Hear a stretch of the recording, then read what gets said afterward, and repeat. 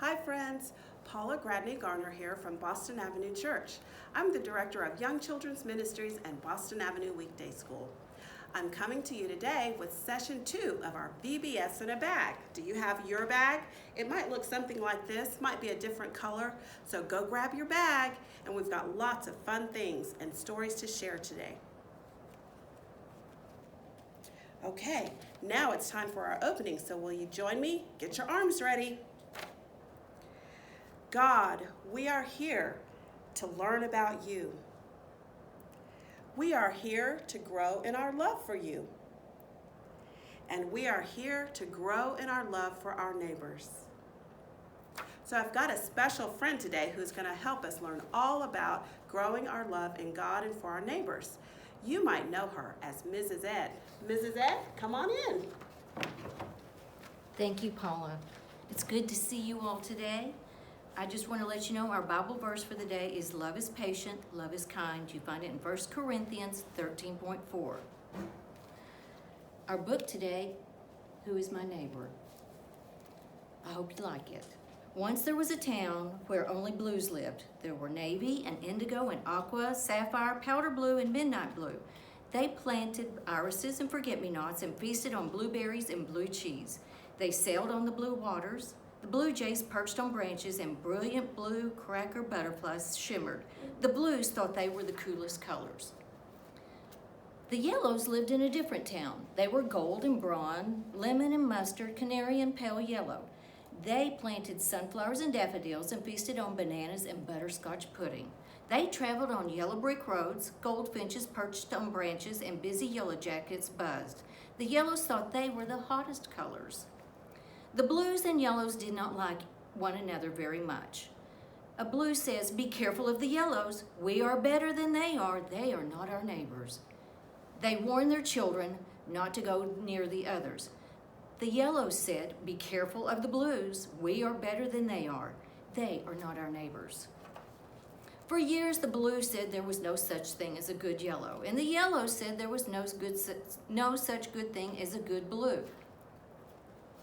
One day, Midnight Blue put on his best blue helmet and got on his blue bike. He loved cruising under the bright blue sky and passing by the tranquil blue lakes, singing a bluegrass tune. Then, out of the blue, someone passed so close to Midnight Blue that he lost his balance.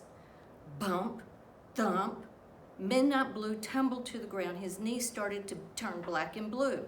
Midnight Blue needed help. Along came Navy. Navy will help me, Midnight Blue thought, but Navy was afraid. She wondered, maybe someone made Midnight Blue fall, and maybe that person is still around. So Navy pretended not to notice Midnight Blue. Midnight Blue was surprised. Why hadn't Navy stopped to help? After all, Navy was his neighbor. Along came Powder Blue. Powder Blue will help me, Midnight Blue thought, but Powder Blue was wondering, did Midnight Blue get into a fight? Is this person still around? He was afraid, so he pretended not to notice Midnight Blue. Midnight Blue was so surprised. Why hadn't Powder Blue stopped either? After all, Powder Blue was his neighbor. Midnight Blue thought, neither Navy nor Powder Blue is true blue.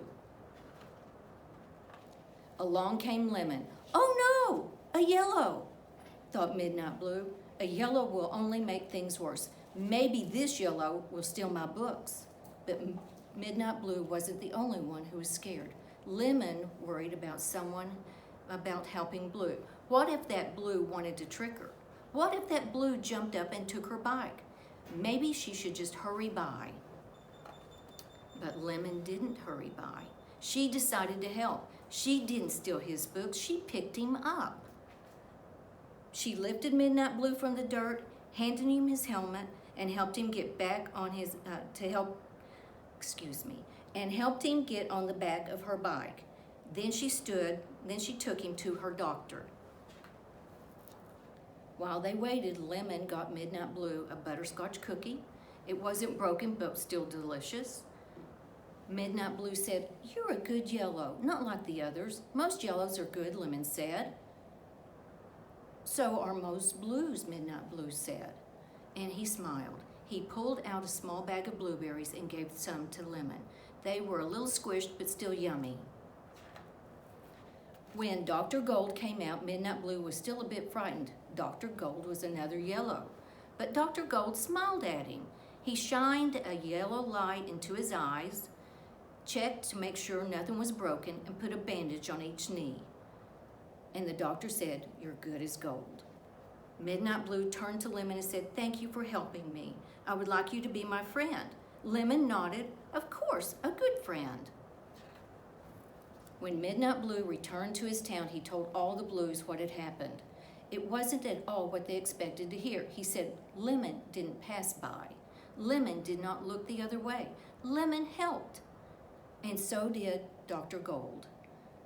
The Blues thought, the Yellows do not look like us or eat the same foods, but maybe the Yellows can be our friends. When Lemon returned to her town, she told all the Yellows what had happened. It wasn't at all what they expected to hear. She said Midnight Blue wasn't mean at all. He was thankful. He shared his blueberries. So sweet. From now on, we're going to be friends. The Yellows thought, the Blues don't know our songs or grow our plants. But maybe we can help the Blues, and the Blues can help us. From that time on, the Blues and the Yellows began to say, maybe we don't have to look alike or even live nearby. Perhaps we will like hearing new songs and tasting new foods. We might like making new friends. Maybe we can all help one another. Maybe, said Midnight Blue. Lemon smiled and said, maybe, just maybe. How did you like that? Wasn't that a good story? Now I have some questions to ask you, and I'd like you to take a moment just to think about each one. Where are you in this story? What do you think? Can you name groups you belong to and groups which you do not? Has someone you didn't know or wasn't even a friend of yours and helped you? Can you think of ways to become a better neighbor and friend? All good questions. I hope you guys enjoy the rest of the series.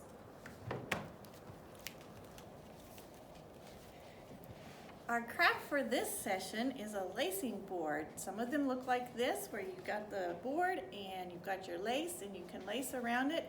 And they all say things about how to grow in God's love in order to share God's love with our neighbors. Our mission for today is to gather up any of your paper sacks, like your grocery sacks from Reese's or from Walmart, wherever you go that has paper sacks, and to donate those to our partner church, the partner church, Vernon. That was hard to get out. Vernon African Methodist Episcopal Church. They are feeding people meals each day, and they need paper sacks to help to do that. So you can drop your sacks off either here at the church, and we'll make sure they get them, or you can take them straight to AME Church at 311 North Greenwood Avenue. Now let us join in our closing prayer. Dear God, we will be learning many things about being neighbors and loving like Jesus loved. As we go about our day today, tomorrow, and the next day, help us think about how we can show that we love God and we love our neighbors. Amen.